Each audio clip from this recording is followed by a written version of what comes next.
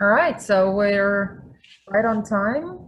Um, Welcome everyone to our Enology webinar series. Can you please let me know if you can hear us by typing in the chat box there, if you can hear us or not. So my name is Andrea Bottesatu. I am an Enology professor and extension specialist, Enology assistant professor and extension specialist with Texas A&M, Texas Agrilife Extension Services. And this is our Enology webinar series. Before we begin our presentation, I would like just to talk a little bit about housekeeping. Thank you very much for your feedback. You're letting me know that you can hear us, so we're good to go. So today's presentation, optimizing wine quality during challenging vintages with a focus on Texas, will last about 45 to 50 minutes. We will have a Q&A section at the end. I will ask you to please type your questions in the Q&A box there or the chat box, either or works. And we will be answering them at the end of the presentation. Once the webinar is done, you will see a pop-up survey show up on your screens. I would very, very, very much appreciate it if you took 2 minutes of your time to fill out that survey. Those surveys are very important to us folks in Extension. They allow us to evaluate our programs, and our bosses always ask us for these evaluations. So it's really important that I have them.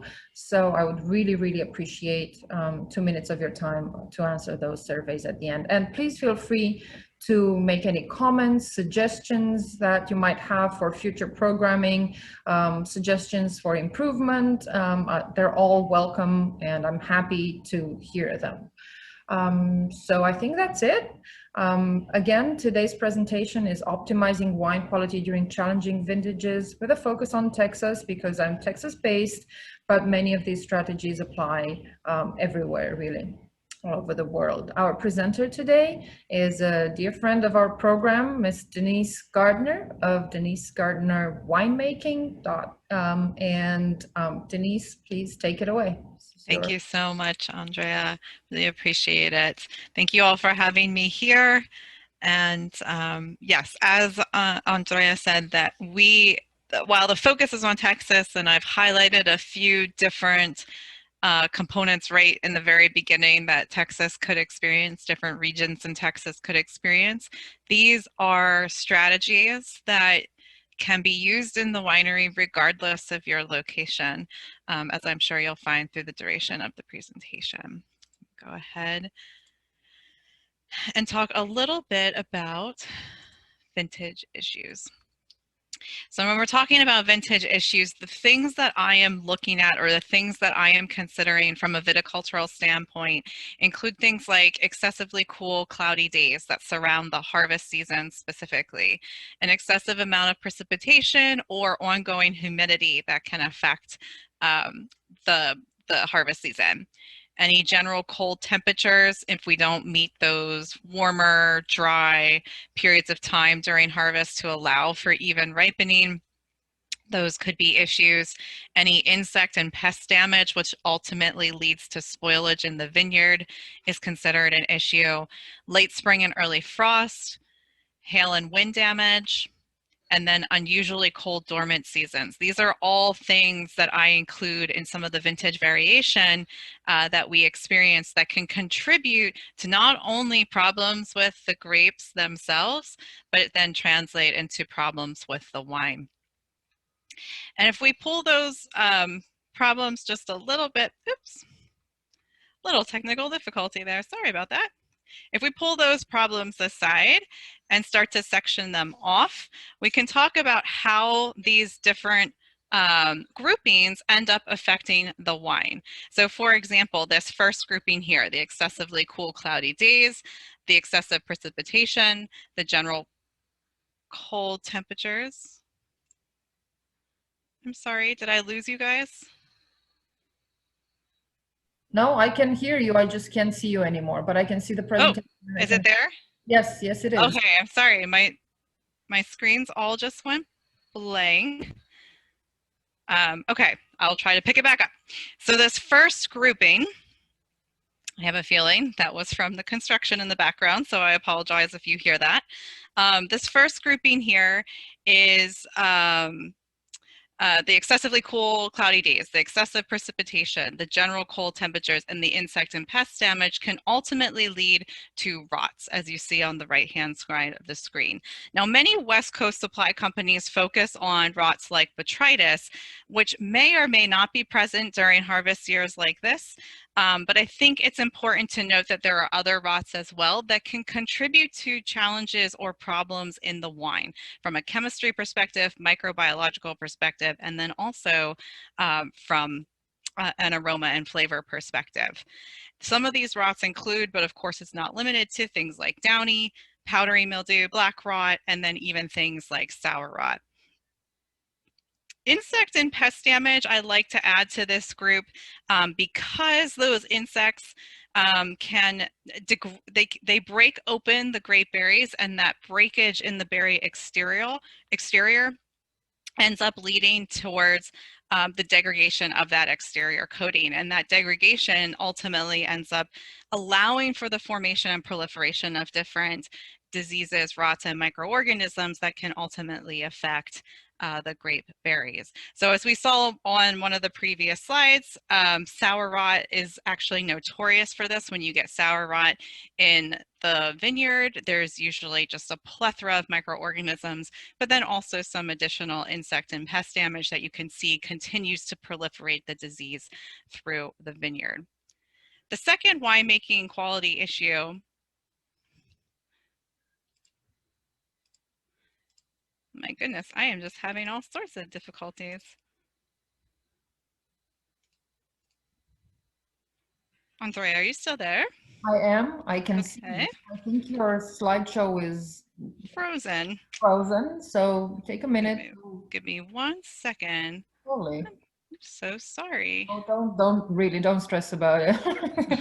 I probably will for a while. I'm just going to go ahead and give me 1 second. I'm going to just stop the share for a second since I have some information in the background. So in the meanwhile, if the new people who joined our webinar can type in where you're logging in from, the country or the state, in the chat box there, I would really appreciate it. I had a lot of people register from all over the world. I see we have somebody from the Philippines. I think we had people from Italy and India and Romania, and of course the United States, Lebanon, welcome. Houston, Texas, welcome. So many people to see a technical difficulty.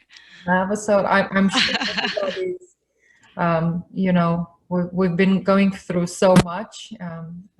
We can all do with a little bit of grace these days, and so. I think I have it. I'm going to try this again. Need to reopen the Zoom window. Welcome from Greece. And oh, welcome. Yep, Jones Prairie, Texas, North Texas. There we are. We're back. Okay, can you see the slide again? Yes, we can. Okay, thank you. Mm-hmm. All right, so this second grouping that I've put here is another quality issue that happens in the vineyard, but it ultimately ends up affecting wine quality. And the second quality issue, it leads to a lack of ripeness. Now, in this case, when we talk about it, we often associate a lack of ripeness with things like the presence of methoxypyrazines. These are the aromatic components that lead to the green bell pepper flavor. And while the presence of methoxypyrazines in the fruit and then the wine is ultimately a problem that can occur with a lack of ripeness, there can be other components associated with the grape berries that ultimately ends up affecting the wine as well. Some of those could be other green attributes, other green flavors, but we'll also see some changes in grape chemistry compared to an ideal vintage year. I think that this component itself can have a very significant impact on wine brands because the variation of the annual growing season can ultimately lead to some pretty extensive variation in the wines themselves. And for wine brands that are trying to create a consistent product year after year after year, having such extreme variation in ripening one year can lead to confusion among consumers. For wineries that tend to label their wines by the varietal name, this can end up being detrimental, because if that consistency comes in, or inconsistency in this case, comes into play, it can lead to a lot of confusion. Consumers may not remember the wine based on what they thought it would be. And of course, that can lead to some negative word of mouth advertising, which no wine brand wants. And then finally, while we can argue that, we're going to get this under control. While we can argue that all of these different issues here can lead to general losses in yield, I did want to highlight a couple that end up being pretty much directly related to a loss of yield. And this includes things like the frost, the hail, the wind damage, and then any sort of vine decline that may be caused by unusually cold winters or dormant seasons that can lead to a pretty significant loss of yield. And I've put this in here because one of the unfortunate realities for me as a winemaking consultant has been to hear more and more wineries come to me and struggle to meet on a more regular basis their volume requirements that they used to make several years ago. It's been very obvious to me that this has become a bigger challenge for not only the winery production space, but also the winery business in terms of managing finances. And so we're going to talk just a little bit about it and touch upon some things that you can do, or things that you can consider at least when you have significant yield losses. And typically, from my experience in the last couple of years, I've been working with people who have lost anywhere from 60 to 90% of their yield for a given year due to some sort of extreme event.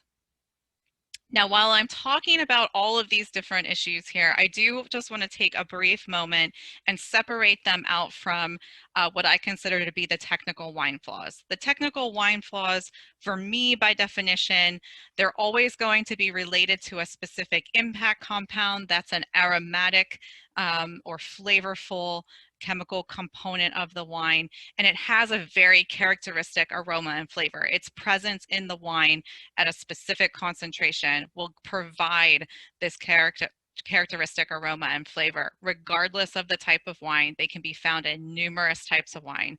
And then furthermore, they can always be analytically confirmed. Some of the things that we're going to talk about today in terms of how these challenging vintage years affect wine quality, while some of them may end up being related to the technical wine flaws, a lot of the issues are not. They're a little bit less straightforward. There is no tried and true way in terms of treating them, and it's going to be up to the winemaker or the winemaking team in order to isolate what has happened to the wine and then choose the best course of action to improve it. Because again, even though it may not have one of these technical wine flaws, it still has something wrong with it that needs to be addressed. So with those aside, let's talk a little bit about how in general the winery can prepare for these challenging vintages. These are some general themes of how winemakers can better prepare and be proactive, because as I just mentioned, a lot of these issues do not have a tried and true way of treating them. It ultimately ends up finding the right strategy for your operation, and that requires the winemaker to pay extra attention to details. So my first recommendation for preparation is obviously take good records. I know we don't like to talk about this, but it's just a general reminder that after the second vintage that you have, everything tends to blur together. I work with a number of different clients. I can tell you that on any given day, I have to have them remind me of what it is that is specifically going on in their operation, because all of the information I have ends up blurring together. And that has to be true for every individual operation as well. So when I talk about taking good records, this is really what I mean in terms of what the winery should be recording, especially during a challenging vintage year in which the outcome of a treatment is unknown. You want to have the data of the analysis that you take during various time points in production. It should be very easy to reference. You should know what the pH was before fermentation, after malolactic fermentation if you had it, and then through the duration of storage to ensure that that is not changing. And it should be very clear. It should be very clear which stage in production that analysis was taken. You also want to be able to record the additions that you're making to each wine, what the addition was, when it was made, how much was made, and how the wine was treated. If you don't have a standard protocol for making additions, then if there's a variation in how the addition is made, it should be recorded how it was made somewhere in your production notes. And then I tend to recommend to people, especially during these challenging years, to document basically the order of your production steps, because some of the recommendations that I'm going to give you actually encourage you to change the production steps, either take things out, move them around, consider one thing before going on to the other thing. And so that's why I have that picture that I provide for my clients on the right hand side of the screen. It's because I give them a general checklist and then they date exactly when that when that task or when that operation was completed and who completed it, just to make sure we know who was actually doing the task and it's not lost somewhere in somebody's memory. And the reason why we do this is because if something doesn't work, or if something does work on the positive side, we now have a record of the actual order of which they were doing things and how it affected the wine quality. The other general thing that you can prepare is getting to know your fining agents. I know that some winemakers opt to find every single wine every single year, regardless of the vintage. I tend to take a very different approach on fining. In general, I don't fine a wine unless I absolutely know that it needs it. We go through a series of bench trials, and the application of the fining agent is purposeful. There's one basic exception. I use bentonite almost every year, but I am always getting the wines tested before we make a bentonite application to ensure that the bentonite is going to be helping to improve protein stability.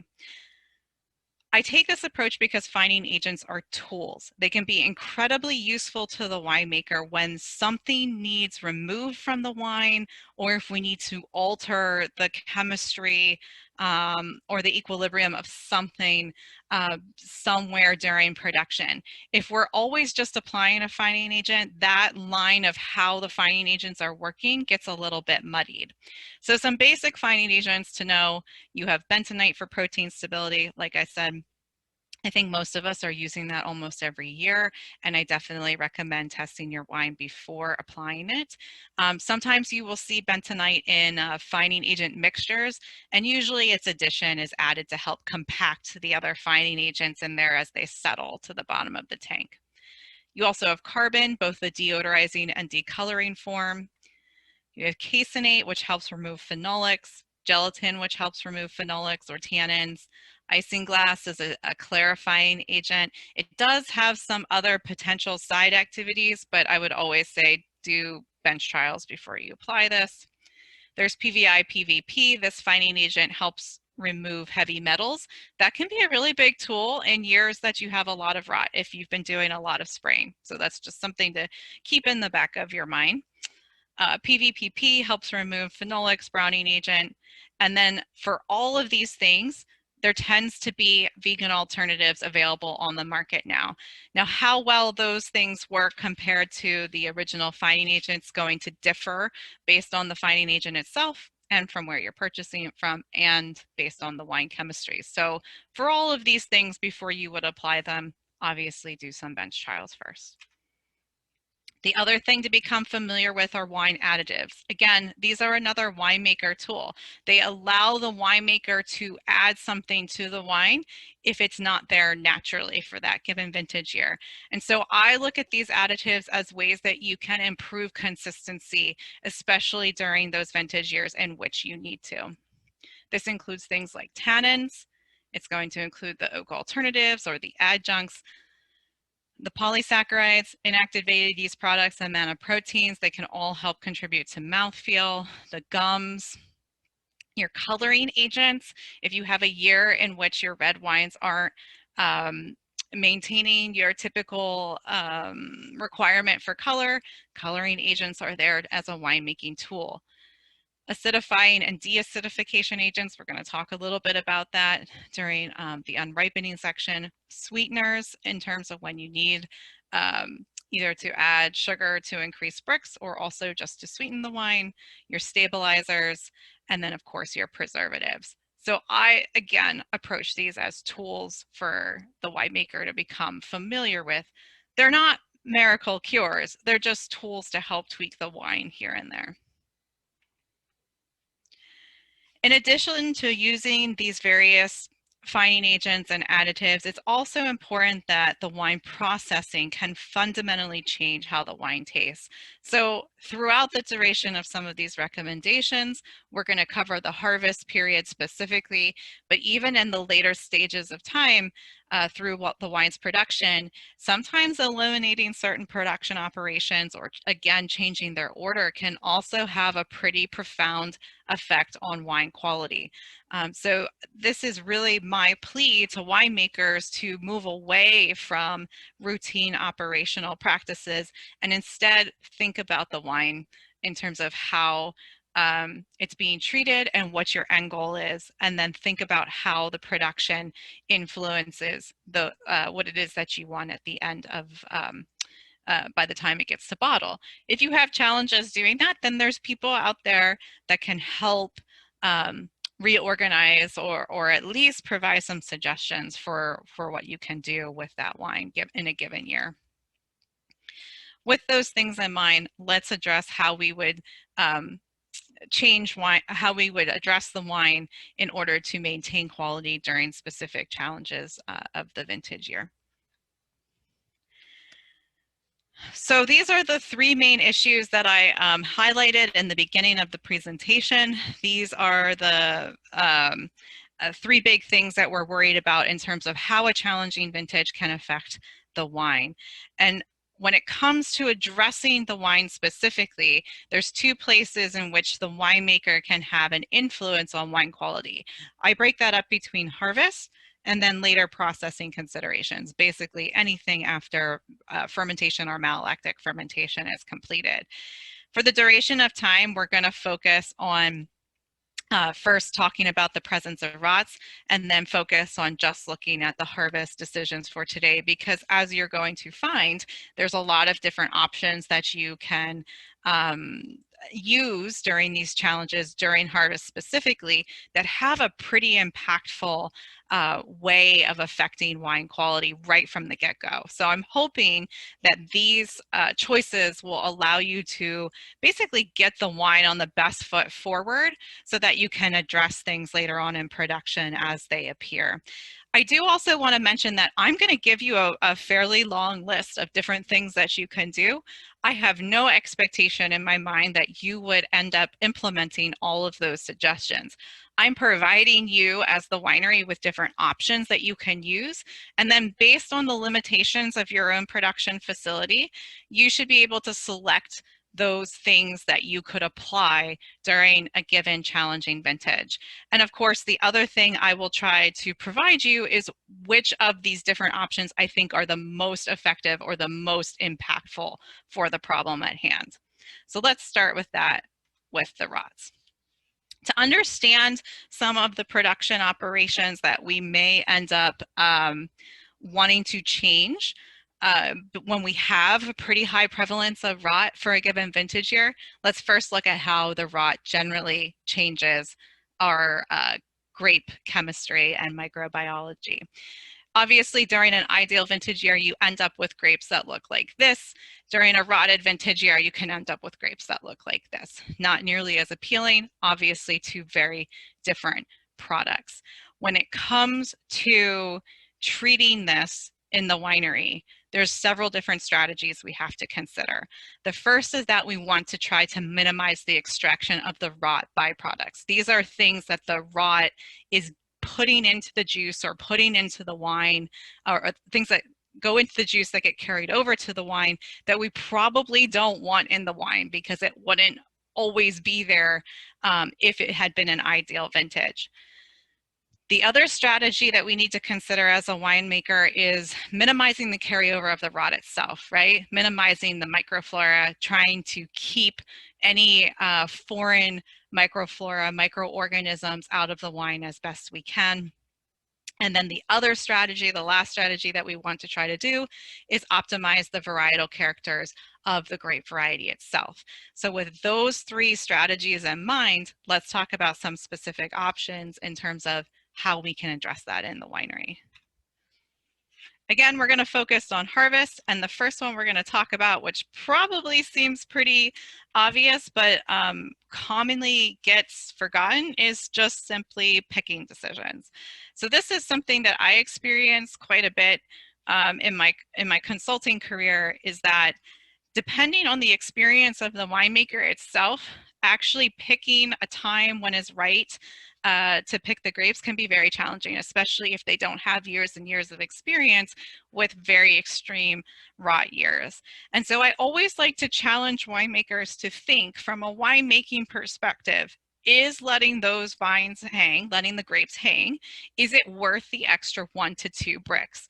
In some instances, it may be, but for something like sour rot, for example, once you have a pretty prolific established sour rot population or experience in your vineyard, letting the grapes hang is not going to improve those grapes. And so in that case, from a wine quality perspective, I would probably prefer picking the fruit earlier, minimizing the amount of sour rot, and trying to reserve as much good fruit as we possibly can.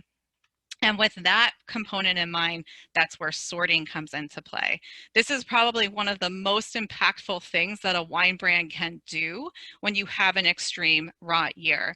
So we had a really bad hurricane vintage on the East Coast a couple of years ago, and I can still remember people reporting to me that they were throwing away 60% of their crop or more to sour rot or to other rots because of the concentration of the concentration of precipitation leading to just a proliferation of rot in the vineyard.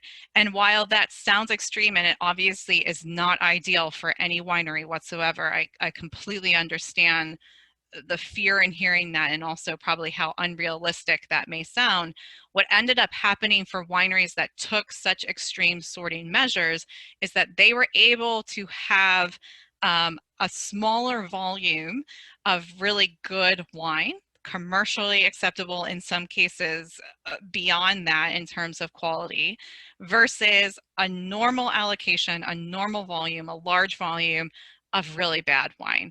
And from anyone who's gone through a very extreme vintage year in terms of like just rot everywhere, I can vouch for the fact that having a very large volume of bad wine is expensive. It puts a lot of pressure on the winemaker. It takes a lot more time to work with. There typically ends up being more things you have to buy just to tweak the wine. And from both an accounting and wine production standpoint, it ends up being fairly expensive to try to create a commercially viable wine out of something that is pretty bad. So sorting is definitely something that I would consider and definitely think about in terms of how you can use it to the winery's advantage. Cleaning and sanitation, I feel pretty much goes without saying, but this is really the place where I see wineries needing the most improvement. Not only is cleaning and sanitation important on any vintage year, but when it comes to a rotten vintage year, cleaning and sanitation becomes essential. And usually the issue is the cleaning part. Most wineries end up skipping on the cleaning part, not realizing how crucial it is to go through some real physical cleaning of the equipment time after time after time before applying a sanitizing agent. So if you know that you're unclear on cleaning and sanitation, or if you've ever experienced looking at your equipment during harvest and you can physically see different matter, different solids on the equipment before your next lot of grapes goes through the crusher to stemmer, for example, on a new processing day, then you probably need some help with cleaning and sanitation, because What we ultimately want to do during harvest when we have a lot of rotted fruit is we want to try to minimize the amount of microorganisms as much as possible so that we don't have to deal with it through fermentation. We don't have to carry that over into the wine itself. Juice finding and enzyme application, and it's also really important and can be helpful during the harvest season for those years that are disease heavy.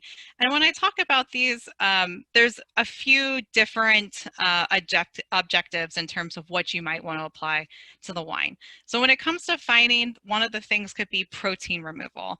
When you have a significant amount of rot on the grapes, it's very possible that your protein concentration, whether it comes from the rot or whether it's natural from the grape berries itself to try to fight off the rot, your protein levels could be very different compared to a normal vintage year. So thinking about pre-fermentation bentonite additions, especially for whites and rosés, could be a strategy that you use prior to fermentation. There's also fining agents out there that help contribute to antimicrobial control. This is a way of trying to minimize microorganism carryover into the wine. And then there's fining agents that help decrease the influence of flaws. So like I said, we talked about a few of the technical wine flaws in the very beginning here. Sometimes you can add fining agents right in the juice phase to help minimize the presence of any of those things post-fermentation. When it comes to enzymes, there's also antimicrobial control enzymes. This is usually something like lysozyme. And I just want to throw in the warning that you should only apply these things with the confirmation from the supplier that they can be applied at this stage in production. And the other enzyme to consider is a color enhancing enzyme for your red varieties because it's very likely that the presence of rot will end up decreasing the extraction and then intensity level of your red color pigments. Early pressings, this is specific for red varieties. So on normal vintage years, people are considering cold soaks, they're considering extended macerations, and during rotted vintage years, I would say you should eliminate those things altogether. You want to try to minimize the amount of time that the pulp, the juice, has in contact with the skins, because typically it's the skins that's carrying a lot of the things that you don't want. For most red winemakers, that probably sounds awful, but I would just want to remind everybody that it is a lot easier to manipulate red wine color compared to manipulating off flavors contributed by rot, the rot byproducts that go into the wine, and then any other microbiological concerns that can come with the extended skin contact. So pressing during fermentation or immediately post-fermentation are usually optimal choices during these types of vintage years. The next suggestion would be to minimize that time between primary and malolactic fermentation if the wine is going to undergo malolactic fermentation. The reason being because near the end of primary and right before malolactic fermentation, if you're doing an inoculation or even a native one, which I wouldn't recommend during a rotted year, that time is very vulnerable for the wine. There's not a lot of antimicrobial protection. The fermentation is very slow, so there's not a lot of carbon dioxide development. And it just leaves this ample amount of time for spoilage microorganisms to proliferate. And so the best thing you can do is try to minimize the time between those two processes as much as possible. This could mean doing a co-inoculation with both the yeast and bacteria going at the same time. And of course, consult your supplier for recommendations for strains to do that. Or it could be making sure that you're very on top of monitoring the primary fermentation and immediately going into malolactic fermentation. Always get your freshly fermented wines off of the gross lees very quickly. The reason for this is because those gross lees are going to contain the highest concentration of things from the rot prior to the end of fermentation. And so the sooner we can get the wine off of those lees, the less extraction that's going to take place. With some years, when the rot is really bad, we're also removing the fine lees. And so that has to be assessed on a case-by-case basis, but at minimum, getting the wines off of the gross lees as quickly as possible is strategy that I like to use. And by quickly, I mean usually within 24 hours of fermentation completing. These are also the years to maximize the use of individual tank temperature control. And the primary reason here is really to help maintain whatever freshness and fruitiness that you get from the fermentation. It's also to really help minimize the proliferation of any microorganisms, especially anything that would be considered spoilage or just unusual for that wine. The other things that cooling the wine is going to help do is it's going to help retain your sulfur dioxide, and it's going to help minimize any oxidative processes that might come as a result of having certain rots in your fruit prior to fermentation. For most wines, I try to keep them at 50 degrees Fahrenheit or just slightly cooler.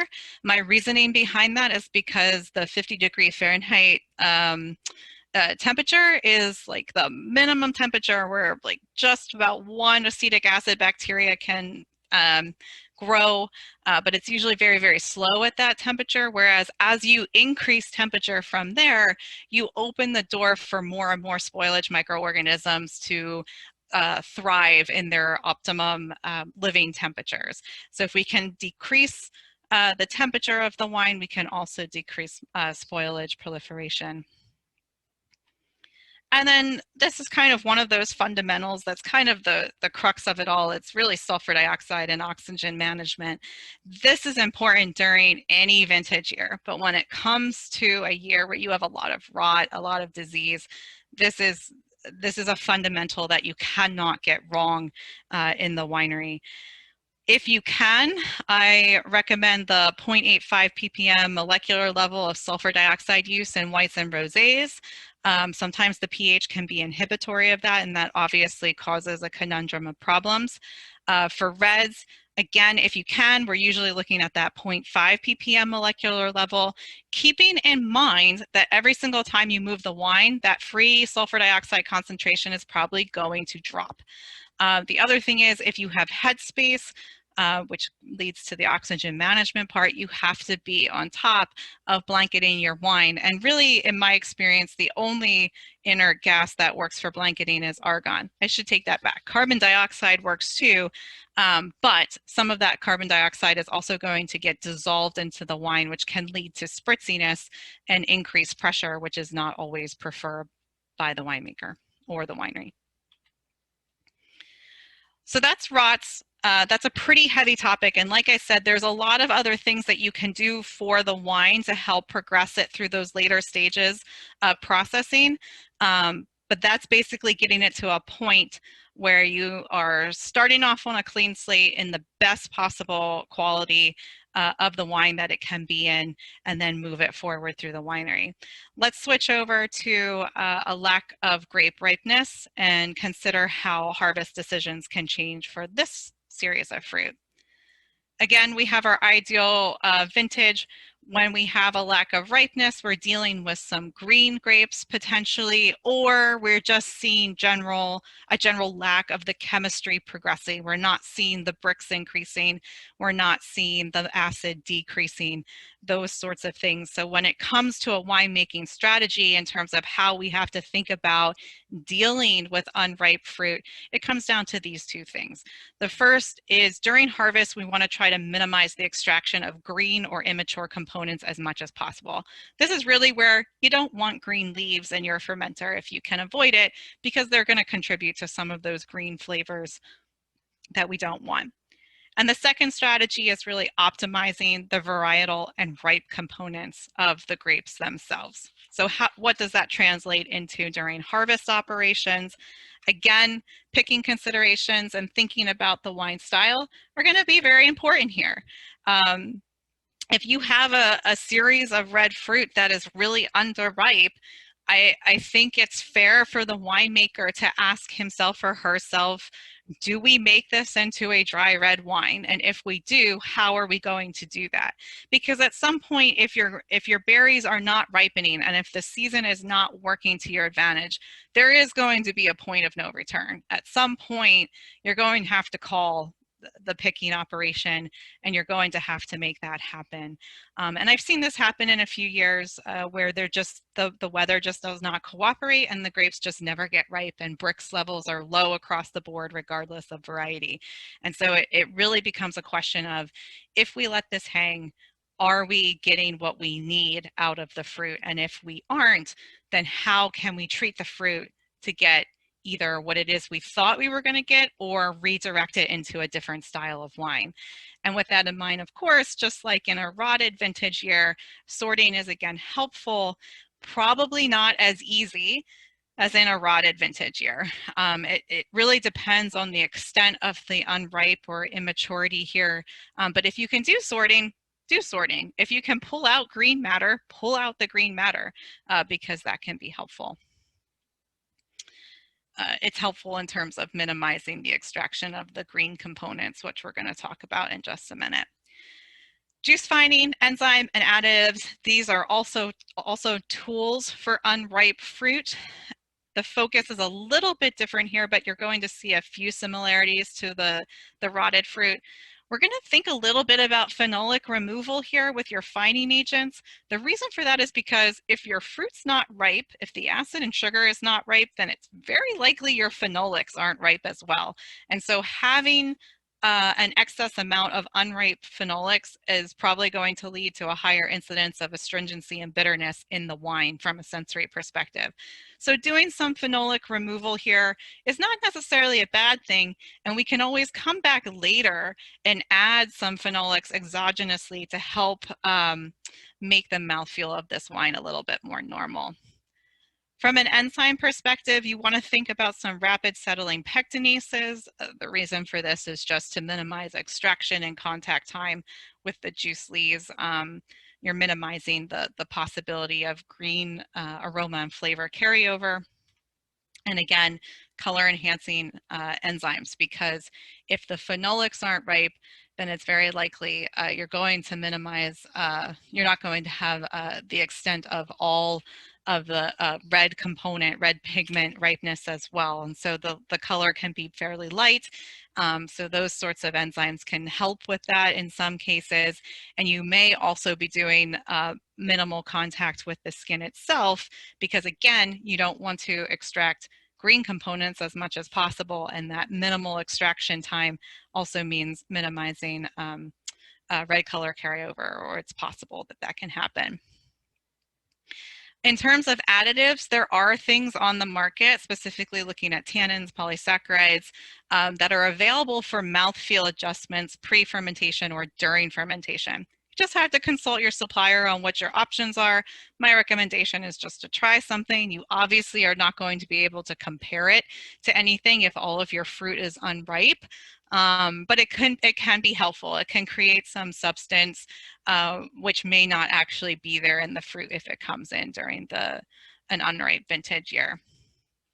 Extraction time and pressing, I kind of alluded to this with the color enhancing enzyme, but typically this is similar to rot-prone years. We want to minimize the time that the juice has in contact with the fruit, specifically the skin, because we want to minimize the time that it can extract green flavors. Those green flavors have been shown in the research literature to really turn consumers off from the wines. They mask the fruity and fresh flavors associated with different varieties. And so the easiest thing we can do, or the best thing that we can do, is just try to minimize extracting them as much as possible. This is also really an argument for, if you can, try whole cluster pressing. You're going to decrease volume by doing whole cluster pressing. But there's less extraction and less contact time with some of those green components compared to if you do crush into stemming first. And then finally, actually not finally, there's one more point, but yeast and malolactic bacterial strain selections. This is a place where winemakers really like to focus. I feel like we think yeasts are very magical in how they can change our wines. But in reality, I would say that this is not the biggest place of impact that I've seen, especially during an unripe year. There are things you can try, but I think that they're only going to get you so far. I would still consider yeast strain selection. I do have alternatives that I will use during an unripe vintage year, basically following two different strategies. The first is that you want to select a yeast that proliferates varietal expression, something that is going to give you the optimal amount of whatever is available in the grape from an aroma and flavor standpoint. The other strategy you can take with yeast is to get a really fast, hot fermenter. And the idea there is that the fermentation will progress very quickly. It will create a lot of heat, and that heat will blow off aroma and flavor components, some of which will also be the green aroma and flavor components. So the winemaker is really trying to make the wine as neutral as possible and minimize the possibility of having green flavors in the fermentation. In contrast, if you went to that varietal, if you tried to pick a yeast strain that was varietally focused, the concept there, the hope there is that you will ideally get so much more fruit flavor from the fermentation that it competes with the green flavors that you also get. I've used both strategies. It's again hard to compare because you have nothing to compare it to during a year like this in terms of which works better.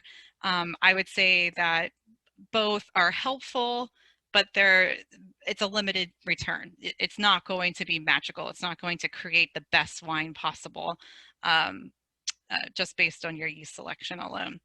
Malolactic bacteria is another place to consider maybe changing, because there are some malolactic bacteria strains out there that emphasize more fruit as opposed to some of the other complex aromas, and maybe like pushing that fruit forward can be a little bit more helpful in terms of quality for these unripe years.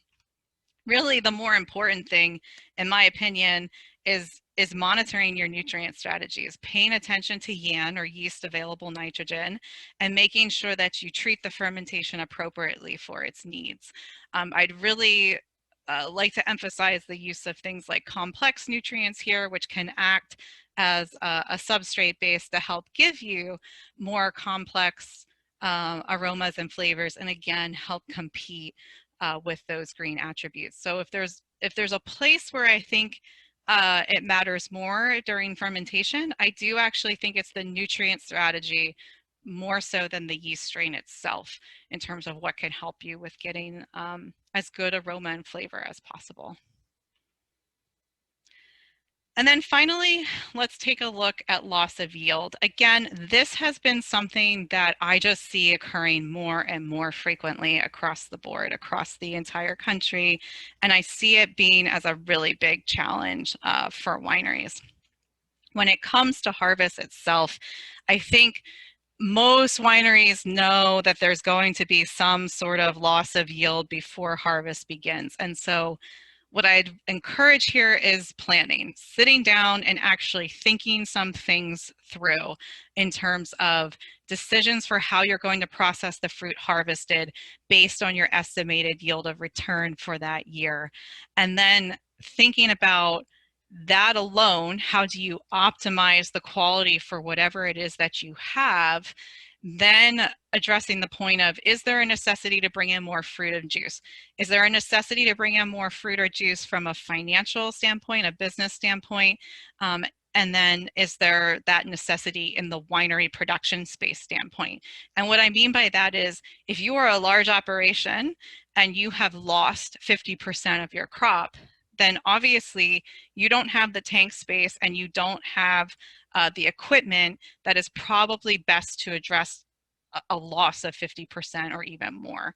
And so thinking those things through before harvest begins is actually one of the best things that the winemaker and winery team and the business can do, because everybody gets on the same page prior to harvest.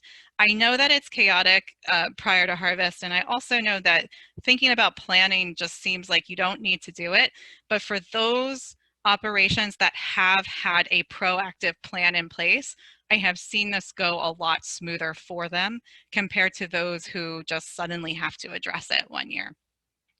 When you ask these questions in terms of bringing in more fruit or juice, the obvious next question is, where are you going to get it from? This is going to vary from place to place in terms of what is allowed, and so I would just recommend always consulting back to the federal, state, and your AVA rules to make sure that you are not breaking any of those rules when you bring in fruit or juice into the operation. But if you do have the freedom to bring in fruit or juice from other regions, I have seen a silver lining in this situation in terms of the fact that it has allowed wine brands to expand their portfolio into creating some new wine styles that they may not have considered before. I've seen this help operations that may only have hybrid wine grape varieties suddenly change the quality of their hybrid wines and really make them more appealing to the consumer base that they didn't have prior to this crisis. I've seen some wineries also expand into having a reserve of what I would consider a quote unquote international style wine. I've seen wineries break into just new formulaic wine styles to make sure that they always have something there to supplement the wine grapes. And so I think that even though, yes, this is a very challenging and it is a very frustrating problem, there can be a silver lining to it in terms of both how to utilize the production space effectively and efficiently, and then how the winery can grow from a business standpoint. So some key takeaways today. Again, in the essence of time, we only covered harvest, but there are other things that a winemaker can do during the later stages of production, like stabilization, filtration, and pre-bottling, that also have an influence and that also change based on these different challenges. But for today, we primarily talked about how the variation in our vintage growing seasons can affect wine quality. You can see that an ideal grape cluster looks very different from a rotted grape cluster versus or an unripe grape cluster, and how that visual ultimately should make the winemaker think about how the grape chemistry is going to lead to changes in the wine chemistry. These primary challenges include rot, unripe characters, and yield losses, which we covered today. I chose to talk about harvest decisions because those harvest decisions have a really big impact on wine quality. Considering the best options that work for your operation under these different challenges is important, because if you can address things that may be lacking in your operation at harvest under these challenging conditions, then you can really help impact the wine quality later on. You have to set the wine up in a good place in order for it to continue to be processed through a good place and ultimately help for the best quality possible under these very challenging situations. And then finally, these yield losses are becoming more common for many wineries and causing quality issues, both from the perspective of they don't have the volume that they need to meet their minimum requirements in the winery, and so that can lead to quality issues, but then also not having enough volume of a certain wine, not being able to produce a certain wine each year, or having to create new wines can create some quality issues. So optimizing different options for how to build volume in the winery can be both beneficial for the winery operation and for the winery business. And that's really all I have for you guys today. This is my contact information, my social media handles, and website information. If this was interesting for you, I do talk about these topics quite frequently through my Winemakers blog, which you can subscribe to at dgwinemaking.com. I do want to thank you all for being here today and for bearing with me through those technical issues. I'm so sorry that happened, but hopefully it didn't take away from the presentation too much. And of course, I'm happy to answer any questions. Thank you, Denise. We have a question, and I guess I would have touched on this too. Maybe here in Texas, we deal a lot more with hot temperatures and over-ripeness or unbalanced grape chemistry because of the excessive heat. Mm-hmm. Do you have any suggestions about that, Yes. or any comments or thoughts about that? Yes. There's a couple of things that can come from that, the overripeness. So actually, it's not always the easiest thing to do, but it can be one of the most impactful. It does go back to picking decisions. If you can pick earlier, that is sometimes the best course of action. I actually deal with this with some clients in some of the southern states as well, and I understand that sometimes the ripeness can occur in a very, very quick manner. But if you can pick a little bit earlier and pick a different parameter to monitor, or if you see other than the sugar, or if you see the sugar start to just rapidly accumulate, consider picking it earlier, because that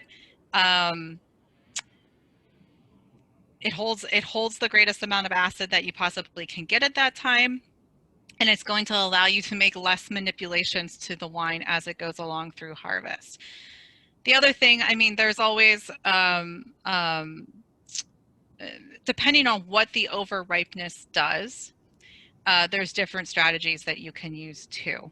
I'm trying to think of a few that we've used. I've actually been helping more people honestly just try to pick earlier in a lot of cases, because we know that it's coming, and so we try to prepare earlier. I think what I often find is that people just aren't ready to pick yet. And I get it. It's very rapid, and it does feel very sudden.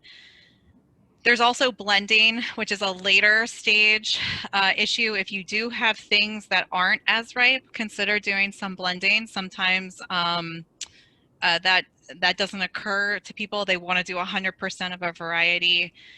You can look during harvest. If your acid is the problem, I would say consider doing some some acidification trials to your fruit prior to fermentation. That's usually when I would like to make some of the larger tweaks before it gets made into wine. And of course, there's always watering back. That always comes up with sugar concentrations. There's a question, thoughts on pH and later using tartaric as opposed to bricks and later using sugar to choose harvest time. Thoughts on pH, like what meaning, like I would Is it monitor better pH? to have the sugar and adjust the pH using tartaric later, or is it better to have the right pH and adjust the sugar by adding sugar later? So some of this depends on the variety.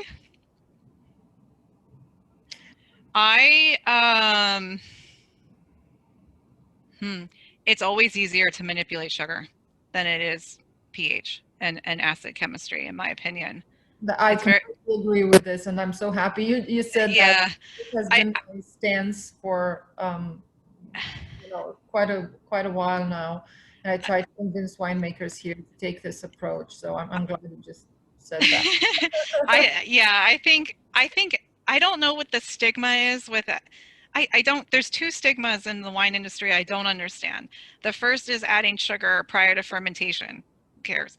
The second is manipulating color after fermentation. Who cares? Like, so many people do it that I don't understand why it's looked down upon so much. And adding sugar prior to fermentation is legal in the US. So why not do it? I know that there's some regions that don't allow it, but if you have that option, I would probably do that, because acid chemistry is no joke. Like, it is very difficult to address changes in acidity. I've been working with wine now for 20 years, and I still have to go back to my notes sometimes with different acid problems just to figure out what course of action I want to take for a wine. So yeah, I like looking at pH, and I would really encourage winemakers. There's a big hesitation to monitor TA. I would look at both in the fruit, because they can paint a very interesting story for you. In terms, I think UC Davis came up with an acidity index, if I remember correctly, ratio between TA and pH, and the ideal interval of when you have I forget what the ratio is, but divide the TA by the pH, and there's a a magic ratio. for Is what. that based on West Coast fruit?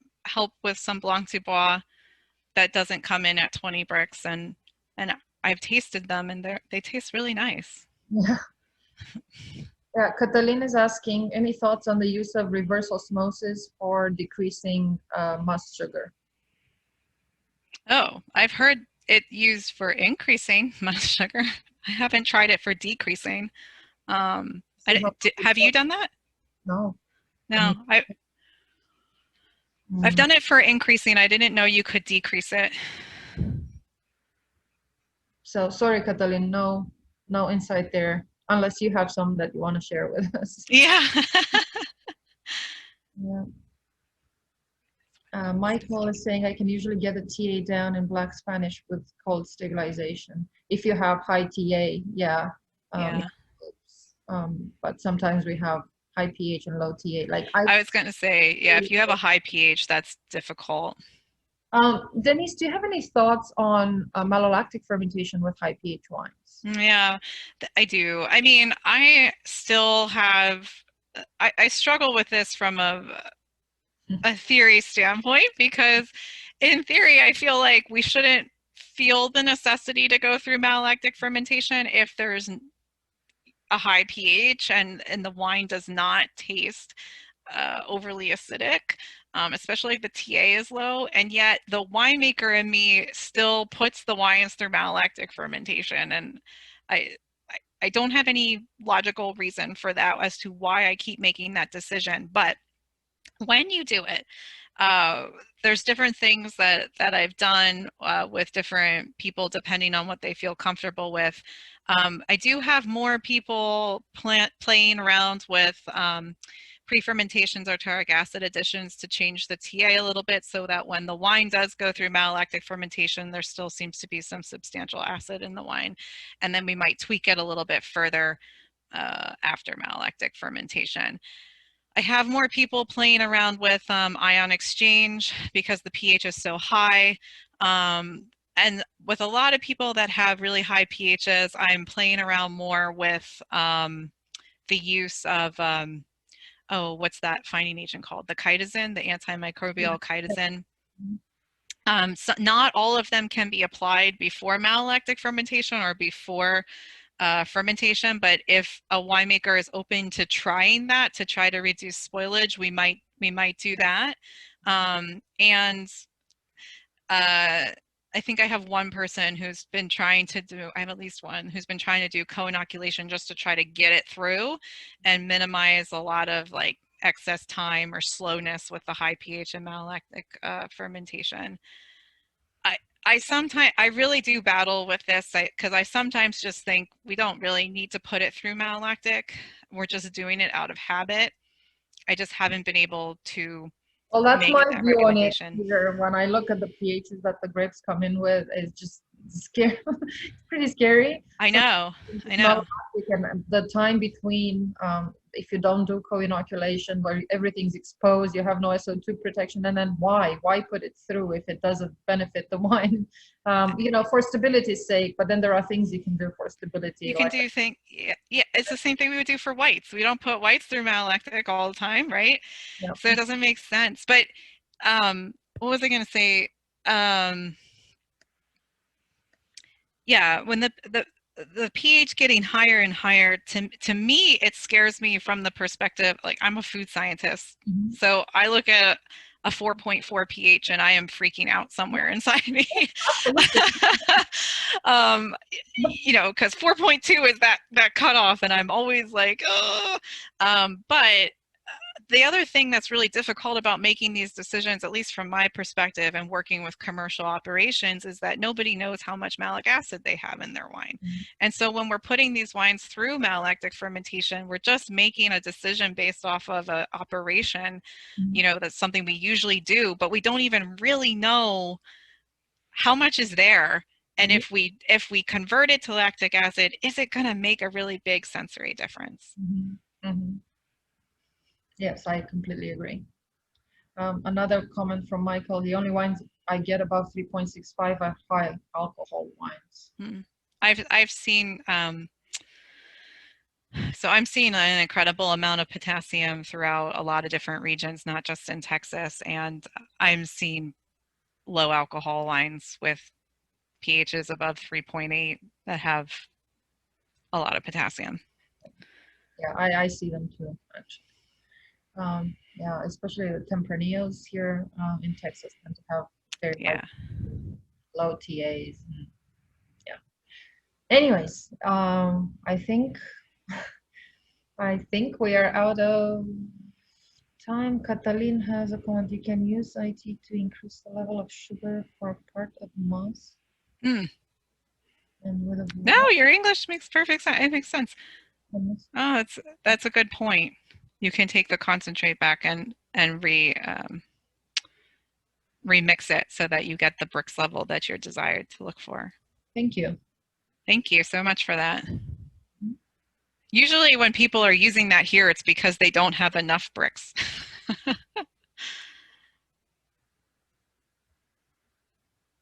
Or at least that's been my experience with it.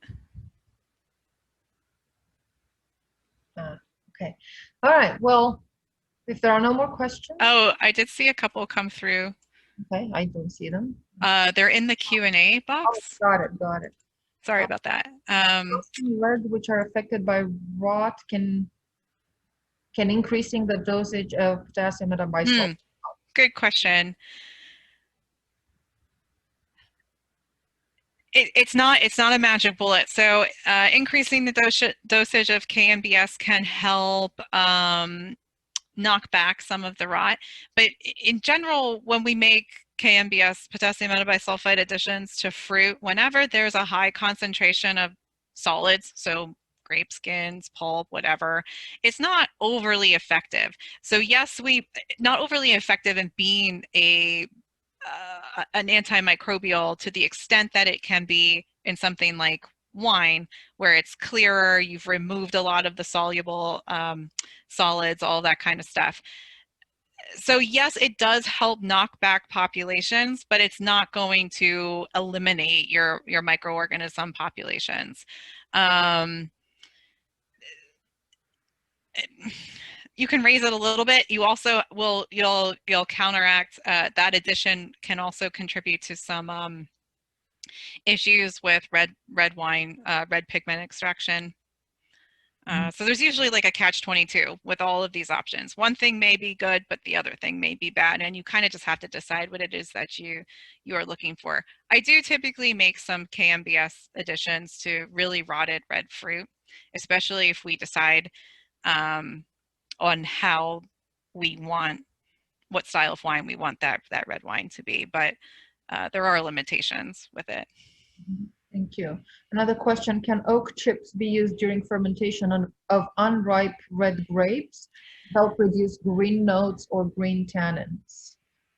And can tannins from chips reduce the astringency of green tannins? So it's not, my understanding is not that the oak chips are necessarily reducing the extraction of those green components.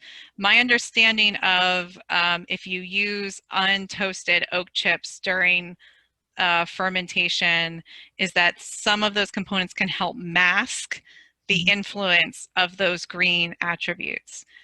The reduction of astringency or green tannins and the use of oak chips is also possible, but it's not straightforward because the way I understand this theory is you're overwhelming the fermentation with an availability of tannin, and you're hoping as the winemaker that the ones you don't want fall out somewhere along the line. I think some products work better than others. And sometimes it also depends on the wine grape variety. So it's not a straightforward strategy. It's just something I would say, especially from a red winemaking standpoint, I will typically do because it tends to, I think the wines are better with it than without it, if that makes sense. It just comes down to that. It's not very scientific. That's the way I kind of look at it. Do you have an opinion on that? Not really, no. Okay. Nothing different than what you just said. Yes, about the masking effect. Yeah, it doesn't reduce those, Yeah. but it helps mask them, as it helps Mask 'em. mask methoxypyrazines as well. Yeah. It Yeah. has to be a specific, like the oak chips that you're adding, I think it's untoasted oak chips that you would have to use. They should be marketed specifically for a contribution of helping to mask or minimize the influence of green flavors. Mhm. In terms of the tannin part of it, that's I don't ever think I've seen oak chip producers say it reduces astringency, but it falls in line with that sacrificial tannin concept theory. Mhm. So you would want to look for those products that are marketed for sacrificial tannin use, I think. Mhm. I agree. Can you expand on the potassium issue in Texas? I think you mentioned a little bit earlier that you have some clients or heard about. I don't know what the potassium levels specifically in Texas look like, but my overall observation from working with winemakers over the past several years is that we're seeing just huge concentrations of potassium coming in. I assume it's coming in with the fruit because we're measuring it in the wine, and the retention of potassium is just a lot. It's a lot higher than what the normal high is in Roger Bolton's textbook from California, for example. Um, these high levels are related to something in the vineyard. I don't exactly understand why the vine retains potassium. I've been told from viticulturists that your petiole samples can look fine for potassium, but that doesn't necessarily correlate with your fruit. And it's the fruit that we're worried about from a winemaking perspective. If you are seeing extremely high levels of potassium, or I'm sorry, if you're seeing extremely high pHs, then I think it's worth it to take a bottle and send it out and get sampled for how much potassium you have, because I've found some people that are above like 2,000 milligrams per liter, which is just, that's a lot of potassium. And it just causes a really big buffering issue with the pH. It artificially inflates the pH, and your TA is probably normal or low. And so there's really just not a lot you can do stability wise and working with these, as many of you probably know, working with high pH wines is really hard. Yeah. So that's a really quick summary. I've actually written about this for a few years now, and I can send you some of those things, Andrea, Yes, after the yes, please presentation. do. Thank you. I'm sorry, we have to wrap this up. I have a sensory panel starting in 10 minutes and I have to get over there. But But thank I'll answer these questions for you. I'll copy them and answer All them. right. Thank you very much, Denise. Thank you for a wonderful presentation. Thank you, everyone, for attending today. Please, please, please, please, please, pretty please fill out the survey that will pop up at the end of the program. I wish you all a good day, and I will see you next time. Bye-bye. Bye. Thank you. Thank you.